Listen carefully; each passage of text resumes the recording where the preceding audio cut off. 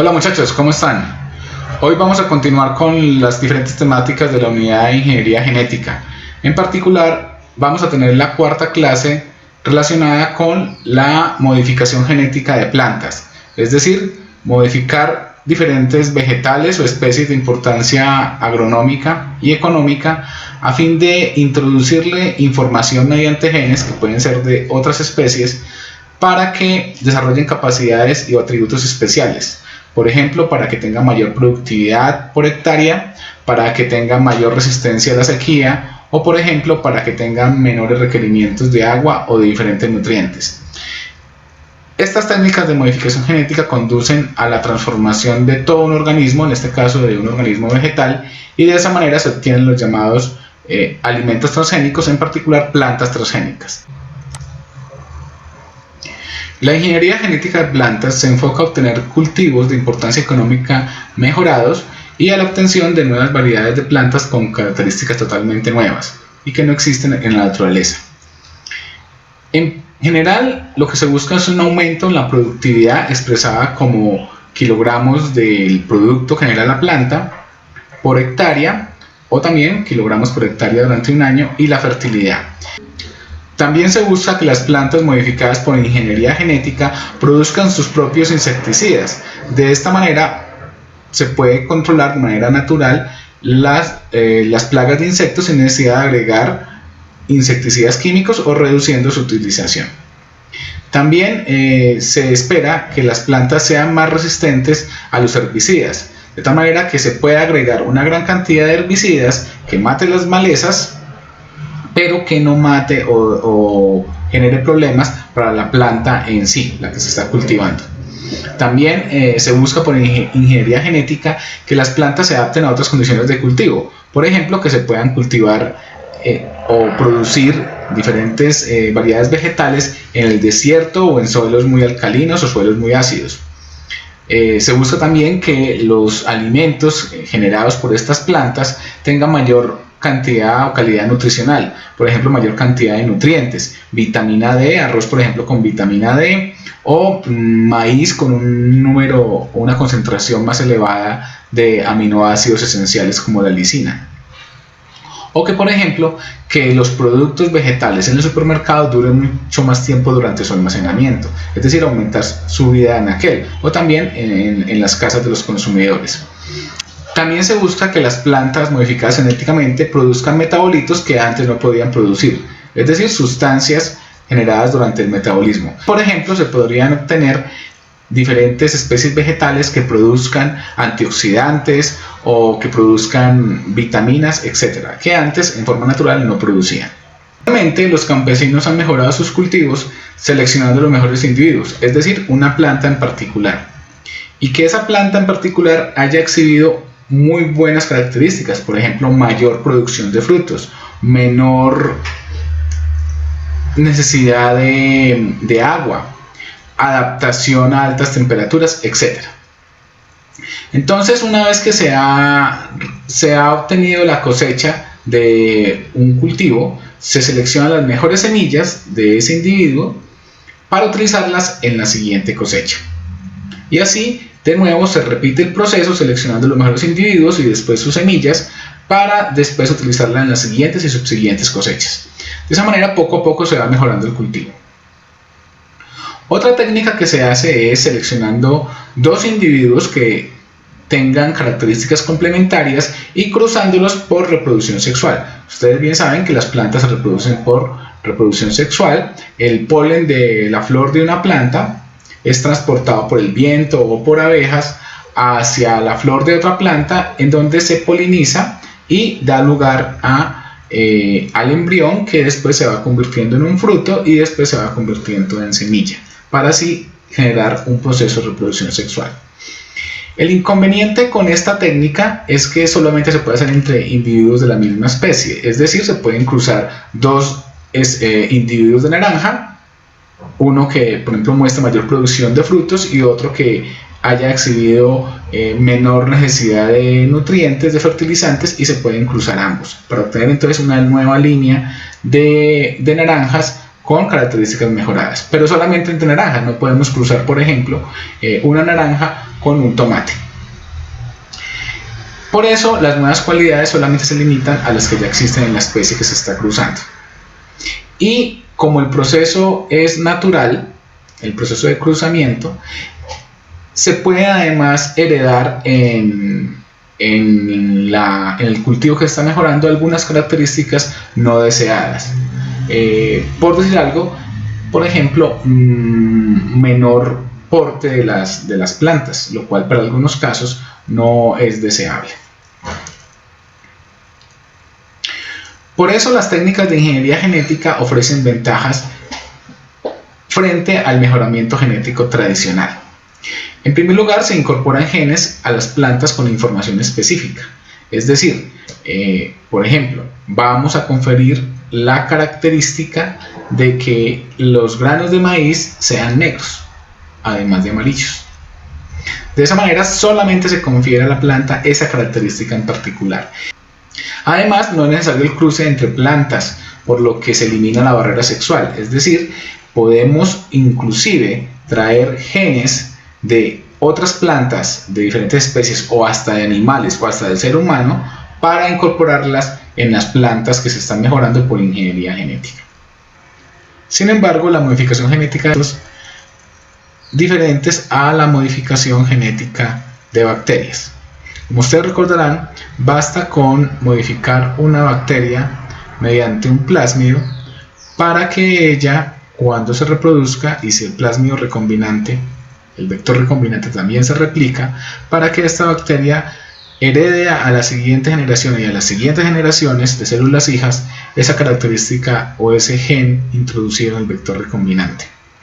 Sin embargo, en las plantas, en el caso de una planta ya adulta, es prácticamente imposible tomar todas las células de la planta y empezar a hacerle transformación genética una por una. Son miles de millones de células en una planta, por muy pequeña que ella sea, y transformar el núcleo, introducir el gen de interés en el núcleo para que esa planta quede completamente transformada y adquiera esa característica mejorada que queremos. Por ejemplo, que tenga mayor productividad. Por eso no se parte de una planta adulta, se parte de los llamados meristemos. ¿Qué son los meristemos?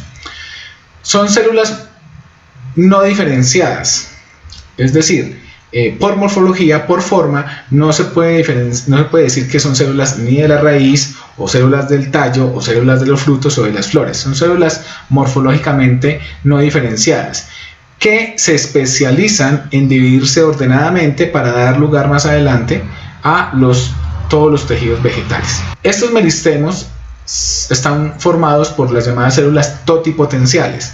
La totipotencia es la cualidad de que una célula puede dar lugar o formar otras células de los diferentes tejidos y órganos de la planta: raíz, tallo, frutos, hojas, etc. ¿Dónde se encuentran los meristemos? Los meristemos se encuentran sobre todo en las puntas de las raíces, en especial cuando están creciendo, y en los brotes, en las puntas de las hojas que van creciendo también, o de los tallos que va a dar lugar a una nueva ramita. Esos son los llamados tejidos apicales, y ahí están formadas esos tejidos sobre todo por células meristemáticas. Entonces, ¿cuál es la idea? Tomar esos meristemos, esas células apicales, y llevarlos a un medio de cultivo, por ejemplo en una caja de Petri. Tomar los meristemos y hacer la modificación genética, es decir, introducirles el gen de interés directamente en esos meristemos cultivados en una caja de Petri. Hay otra opción, que es no hacer la modificación a partir de los meristemos, sino de los llamados callos. ¿Qué son los callos? Es una masa de células no diferenciadas de la planta que crecen de manera desordenada. Esa es la diferencia con los meristemos, pero que después, a través de subsiguientes cambios en el medio de cultivo donde se siembren esos callos, se puede dar lugar a la formación de los demás órganos de la planta: raíces, tallos, hojas, frutos, etc. ¿Y cómo se obtienen los callos? Básicamente a partir de explantes. Literalmente un explante se refiere a un corte, a un trozo de una planta que se desinfecta y lógicamente tiene heridas. Y en esas heridas es de donde en especial se sacan los callos. Esas células de las heridas empiezan a crecer como una masa de células no diferenciadas. Entonces también la modificación se puede hacer a partir de los callos, que de hecho es el método más común de modificación genética. Aquí vemos, por ejemplo, células de callo de plantas de tabaco que van creciendo como tal.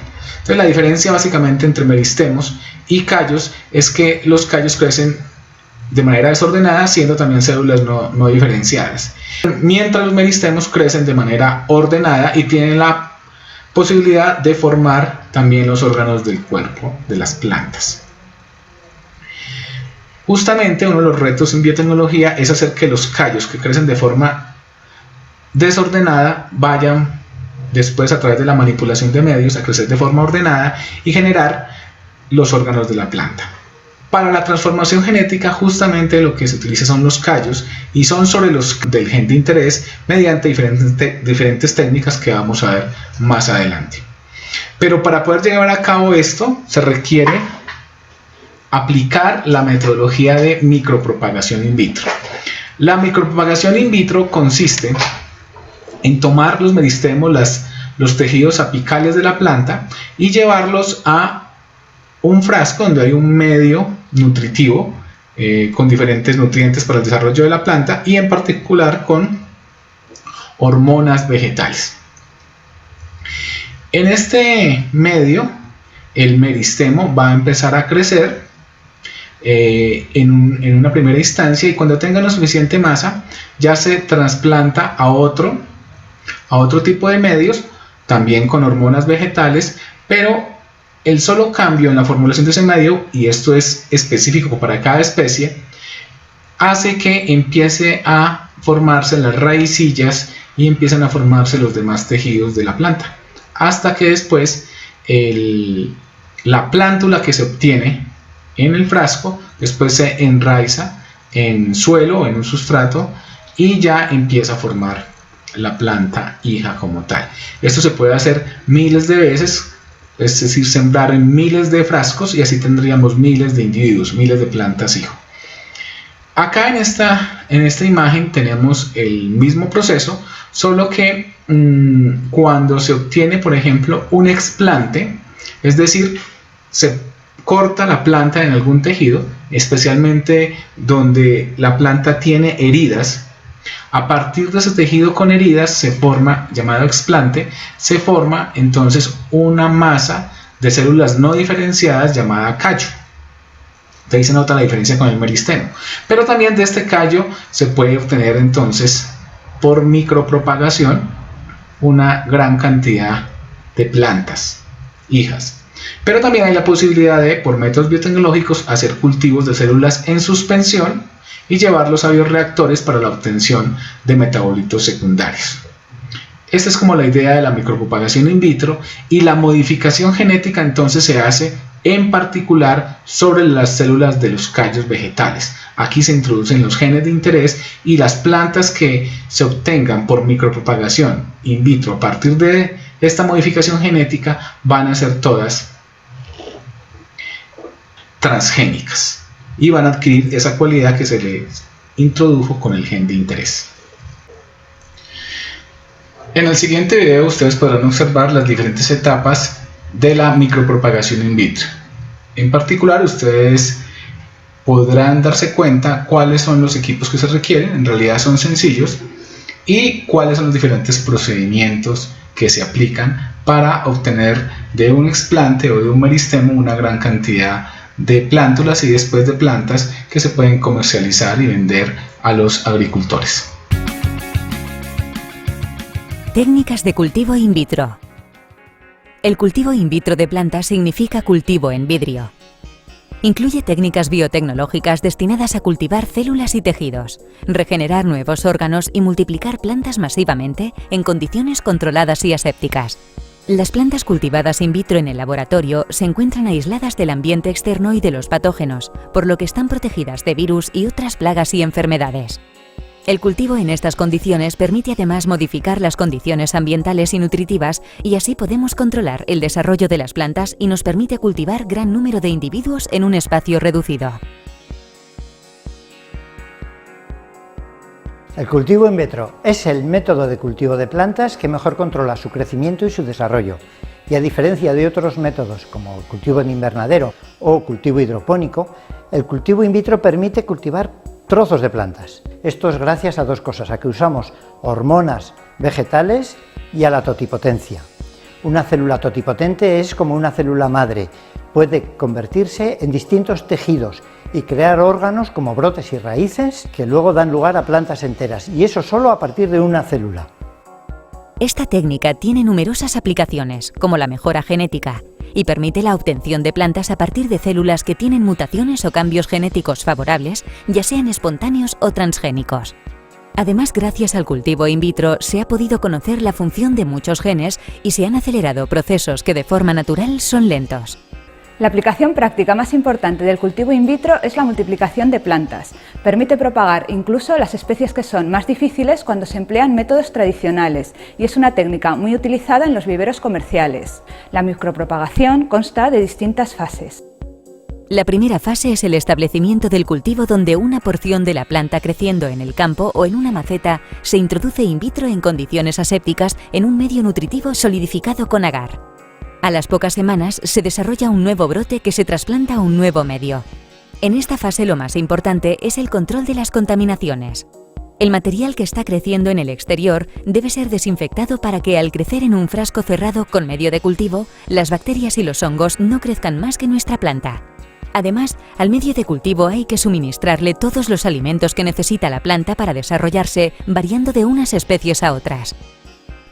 La multiplicación es la segunda fase. En esta fase el nuevo brote se cultiva en un medio adecuado y crece, se alarga y ramifica y proliferan brotes axilares que multiplican el número total de brotes.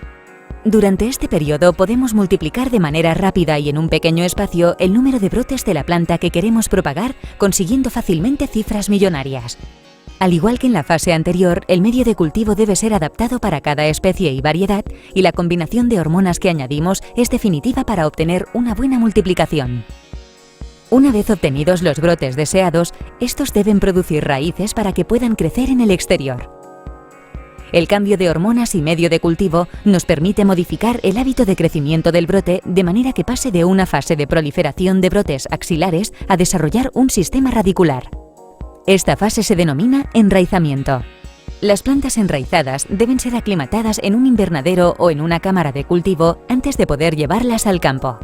Las plantas deben pasar un periodo de adaptación para poder sobrevivir en las nuevas condiciones de humedad y ser capaces de tomar del suelo agua y nutrientes y fabricar sus propios alimentos, pasando a tener raíces y hojas funcionales.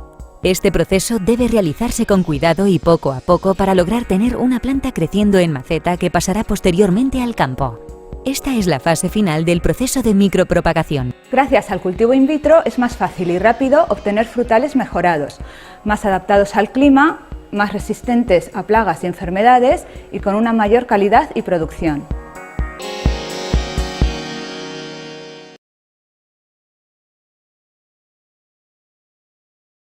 De manera breve, voy a explicar las diferentes etapas para transformar una planta.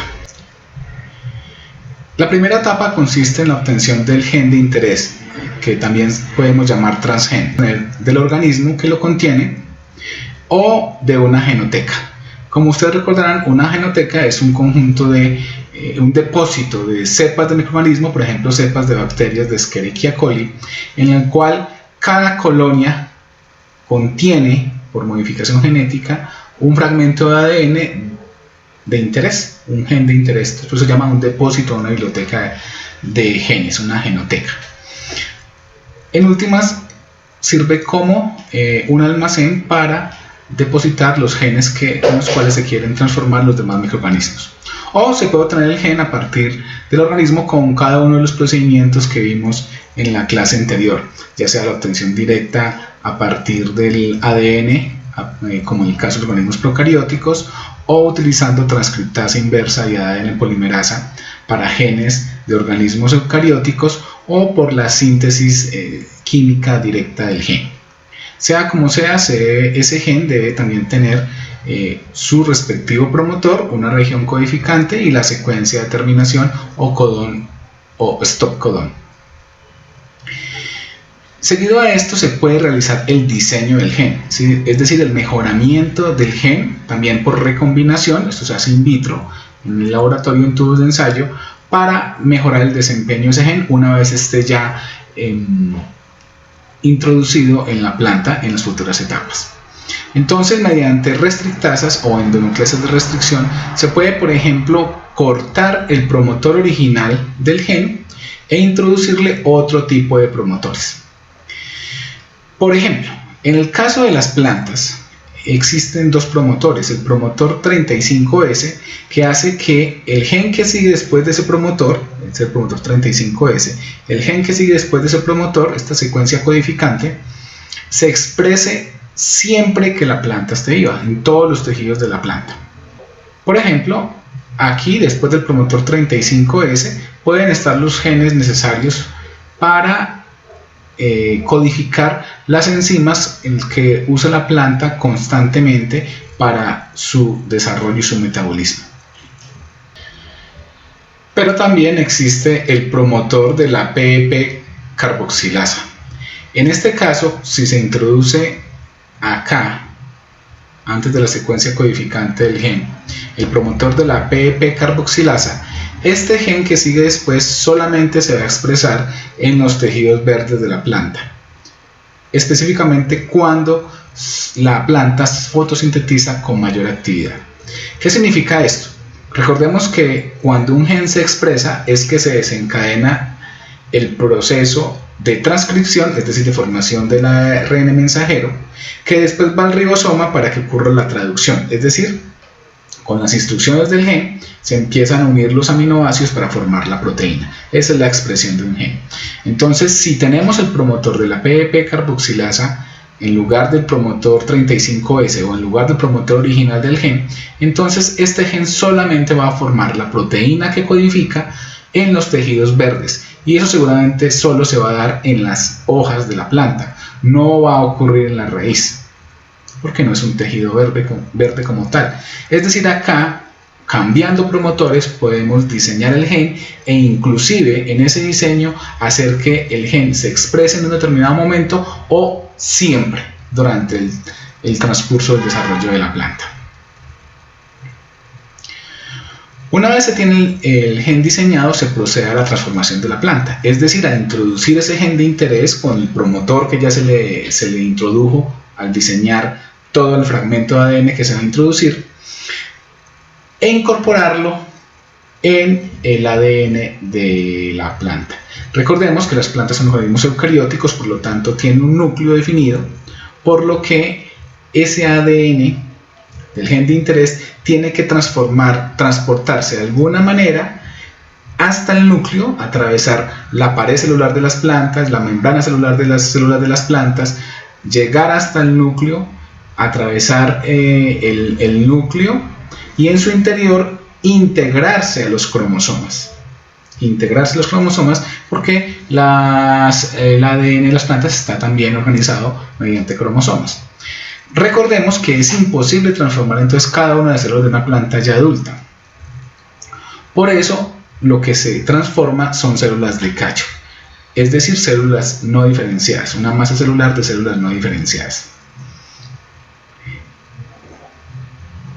¿Cómo se logra entonces transportar el gen de interés hasta los cromosomas de las plantas, hasta los cromosomas de las células de los callos? Pues existen diferentes técnicas. ¿Cuáles son? La pistola genética, el uso de una bacteria llamada Agrobacterium tumefaciens, microfibras y electroporación. La pistola genética es una técnica de modificación genética de células de callos vegetales que ha ganado mucha popularidad en los últimos años. Básicamente, ¿qué es lo que se hace? Se preparan partículas microscópicas de oro o de tungsteno. El tungsteno es otro nombre para el wolframio. Entonces se preparan esas esferas microscópicas, las cuales se recubren con cientos de copias del ADN con el gen de interés, del que hablamos ahora en la etapa de diseño del gen. El ADN tiene una tendencia natural a fijarse, a adherirse a superficies sólidas. La idea es que esas superficies sólidas sean inertes, como el oro o el tungsteno, no van a reaccionar ni con el ADN ni con otros sistemas que haya dentro de la célula. Después, las células del cultivo de callo, acá, que vemos en la caja de Petri, se ubican dentro de una cámara que está al vacío y que tiene una atmósfera de helio. Como tal, después del vacío se trabaja con una atmósfera de helio. Las partículas son impulsadas, las partículas de oro de tungsteno recubiertas con ADN son impulsadas a alta velocidad de tal manera que bombardean las células del callo. Y en ese caso, las células del callo, esas partículas penetran la pared celular, la membrana celular, penetran el núcleo, llegan a los cromosomas de la planta y ahí entra en interacción el ADN del gen de interés con el ADN de los cromosomas. Y de hecho, el ADN del gen de interés, como está previamente diseñado con promotores reconocidos por la célula vegetal, se integra al cromosoma, es decir, se recombina con el cromosoma. En la siguiente animación vamos a ver de manera esquemática en qué consiste más en detalle esta técnica de la pistola genética. La transformación por biobalística es una técnica que permite generar células recombinantes mediante la introducción de ADN por medio de partículas microscópicas aceleradas a altas velocidades a modo de proyectil para insertarse en cualquier tipo de célula. Este método permite transformar una variedad de células y tejidos. Dado que este es de naturaleza física, se considera un mecanismo universal, ya que permite introducir ADN sin necesidad de vectores especializados. Esta técnica se propuso inicialmente para introducir material genético en el genoma nuclear de plantas superiores y es ampliamente utilizada en la modificación de plantas monocotiledóneas, como el arroz o el trigo. Existen diversos modelos de sistema de transformación por biobalística. A continuación se describe el más simple de ellos. Este sistema consiste en un proyectil cargado con partículas que serán disparadas, el cual se encuentra al interior de una cámara que consta de más de una válvula o respiradero, un percutor y un sistema de eyección del proyectil, que en este caso es por explosión de pólvora seca. Los microproyectiles son esferas elaboradas debido a su densidad de oro o tungsteno. Estas microesferas pueden ser de diámetros variados que pueden ir desde los 0,4 a los 4 micrómetros. El ADN debe ser adherido a los microproyectiles. El método más común es la utilización de cloruro de calcio y esperimidina, lo cual permite la precipitación del ADN sobre estos microproyectiles. El funcionamiento del sistema consiste en accionar mediante el percutor el sistema de eyección, el cual impulsa el proyectil hacia la placa de detención, la cual se encuentra al otro extremo de la cámara. Al chocar el proyectil con la placa de detención, este arroja los microproyectiles a una velocidad que puede ir desde los 3 a los 400 metros por segundo, de manera que al chocar con las células bombardeadas, los microproyectiles penetran sin destruir la membrana celular. Luego de este bombardeo, el ADN se desprende de los microproyectiles y la célula tiene una probabilidad de integrar el ADN en el núcleo, los cloroplastos o mitocondrias, mediante recombinación al azar, lo cual sería considerado como transformación estable. Sin embargo, esta transformación ocurre con muy baja frecuencia, por lo que es necesario utilizar un sistema de selección in vitro que permite distinguir células transformadas y no transformadas. Cabe señalar que a pesar de que esta técnica fue propuesta para introducir material genético al genoma nuclear de plantas, en los últimos años ha sido utilizada para transformar bacterias, protozoos, hongos, algas, insectos, tejidos animales y plantas in vivo. Además, en la actualidad constituye el único método de transformación que permite transformar organelos celulares.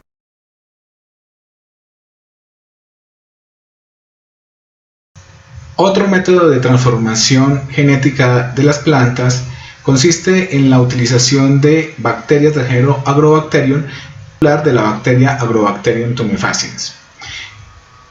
Esta metodología de transformación de las plantas históricamente surgió antes de la pistola genética. La bacteria Agrobacterium tumefaciens es considerada como un ingeniero genético natural. ¿Por qué? ¿Qué es lo que hace esta bacteria? Esta bacteria posee un plásmido, además de su cromosoma bacteriano, como todas las bacterias. Esta bacteria posee un plásmido llamado plásmido TI, de Tumor Induction, es decir, inducción de tumores. ¿Qué implica que la bacteria tenga este plásmido? La bacteria ingresa a la planta por heridas que tenga la planta. Cuando la planta genera una herida, empieza a expulsar por esa herida diferentes componentes que atraen la bacteria, sobre todo componentes fenólicos, fenoles. Entonces la bacteria entra por la herida, se distribuye por la planta y en particular llega a las raíces, donde empieza a concentrarse y le inyecta a las células de la planta el plásmido T. Este plásmido T tiene en su interior unos genes que hace que cuando esos genes se integren en el cromosoma de las plantas, se integren por recombinación, lo que hace es que reprograma las células de la planta de tal manera metabolitos que requiere la célula. Esos metabolitos, sobre todo unas sustancias llamadas opinas y otro tipo de productos que lo que hacen es nutrir las bacterias. De esta manera, las bacterias empiezan a acumularse y forman los nódulos o tumores, también llamados agallas. En el siguiente video se muestra una animación del ciclo natural de Agrobacterium tumefaciens y de cómo infecta las plantas, que por cierto son plantas dicotiledóneas. Aquí vemos las raíces de la planta con unas heridas en donde se liberan exudados, es decir, es una segregación líquida con alto contenido de fenoles. Estos exudados en azul atraen las bacterias en verde, las cuales se mueven y migran hacia la superficie de las células vegetales, en particular de la raíz. Estas células entonces ingresan por esa herida y se adhieren a las células vegetales. Aquí es donde las células de Agrobacterium tumefaciens, a través de su plasmio, inyectan ese ADN con los genes de virulencia llamado ADNT, el cual se integra al cromosoma de las plantas y la reprograma para que esas células generen unas estructuras que son estos nódulos o agallas, que a su vez liberan una gran cantidad de opinas que son el alimento y atraen las otras bacterias. Este es el ciclo vital de Agrobacterium tumefaciens.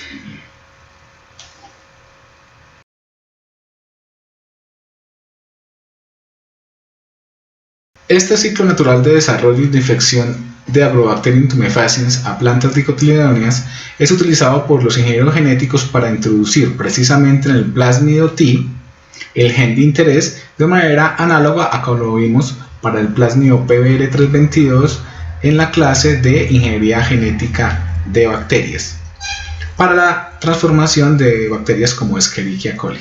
Más aún, el plásmido T en algunos casos es reconocido por el aparato celular de Escherichia coli, o sea que es bastante flexible. Pero en este caso utiliza Agrobacterium tumefaciens con el plásmido T. In vitro, previamente, se hace la recombinación del plásmido T con un gen de interés, por ejemplo un gen que codifica una proteína que hace que adquiera una resistencia a un herbicida, por ejemplo el herbicida glifosato de Monsanto. En ese caso, el plasmio se recombina mediante endonucleasa de restricción in vitro, obtenemos el vector recombinante, este plasmio recombinante. Aquí vemos esta sección en negro que corresponde al gen de interés que transfiere la resistencia a los herbicidas. Ya por métodos de electroporación o de transformación química se introduce el plásmido T recombinante a la célula de Agrobacterium tumefaciens, la cual luego se cultiva en medios sólidos o líquidos, y lógicamente como Agrobacterium, el plásmido T también se le agregan marcadores selectivos, por ejemplo marcadores para conferir la resistencia a un antibiótico, ampicilina o tetraciclina. Igual que en el caso de Escherichia coli, se puede hacer la selección de las células que están transformadas, las células de Agrobacterium tumefaciens transformadas, es decir, que tienen el vector recombinante con el gen de resistencia al herbicida, y las células que no lo están. Una vez ya se han identificado, seleccionado y propagado las células transformadas, se infecta un callo de la planta que se va a transformar con células de Agrobacterium tumefaciens, o también se puede trabajar con un explante. Entonces las células de Agrobacterium tumefaciens lo que hacen es que empiezan por esas heridas del explante a invadir las células de la planta, se forma entonces un callo con las células de la planta ya transformadas con gen de resistencia al herbicida, que a su vez fue inyectado por las células de Agrobacterium tumefaciens mediante el plásmido T.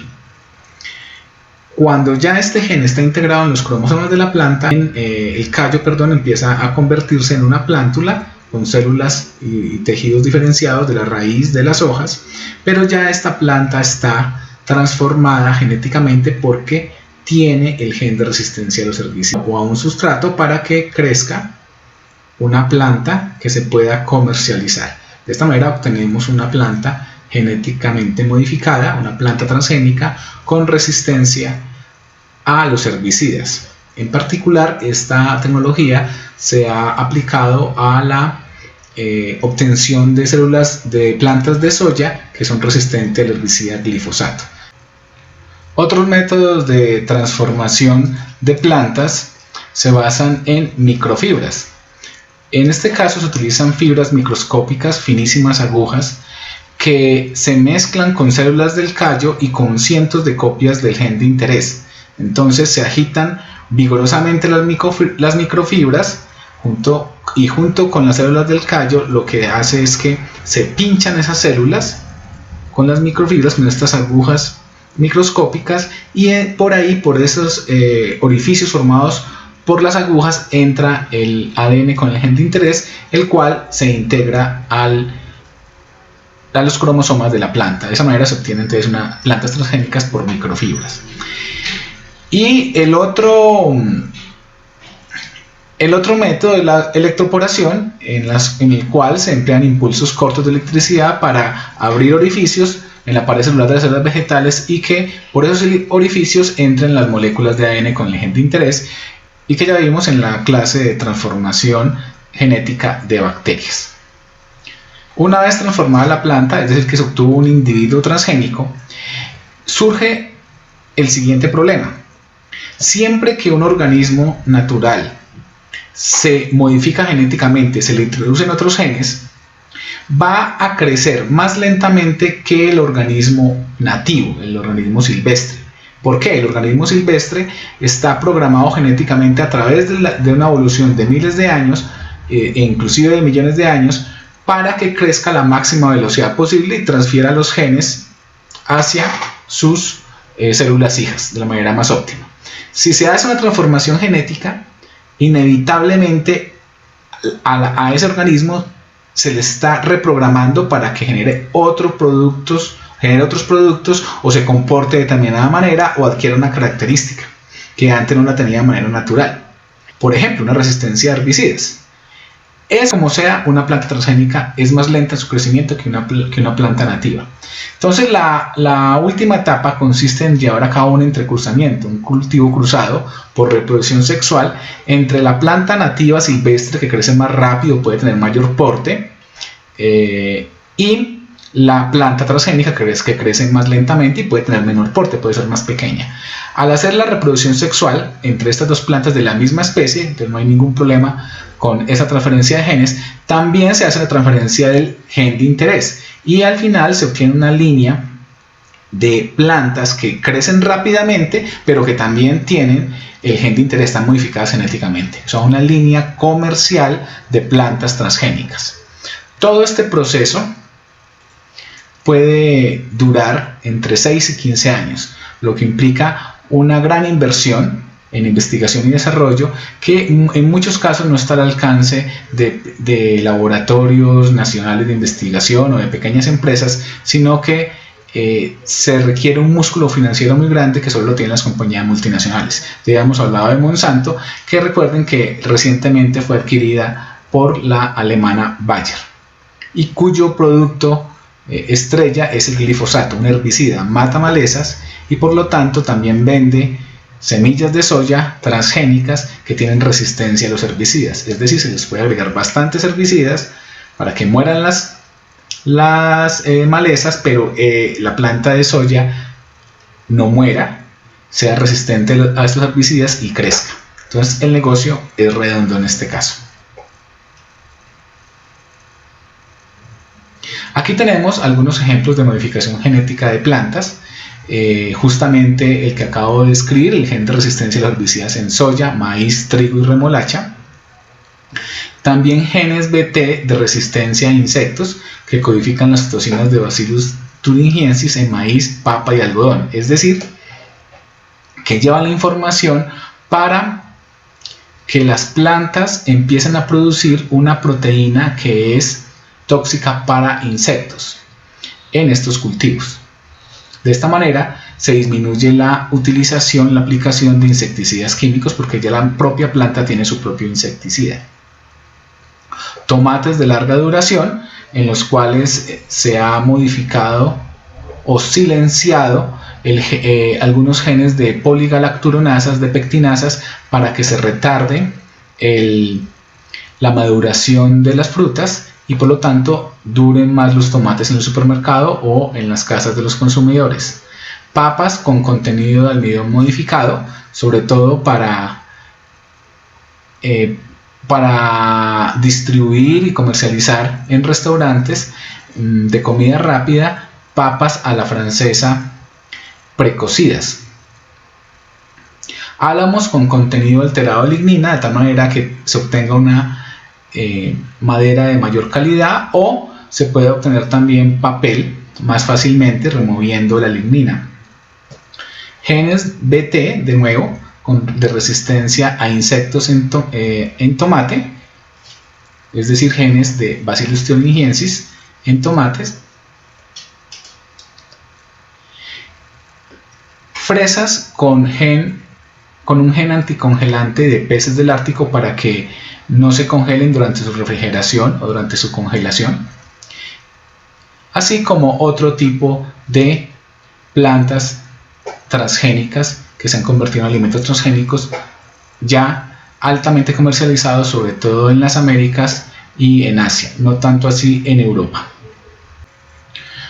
Bueno, muchachos, damos así final a la clase sobre ingeniería genética de plantas, dedicada a los métodos de transformación y las etapas en la transformación y modificación genética de vegetales a fin de obtener plantas transgénicas. Bueno, como siempre, espero que estén muy bien, cuídense mucho, hasta luego.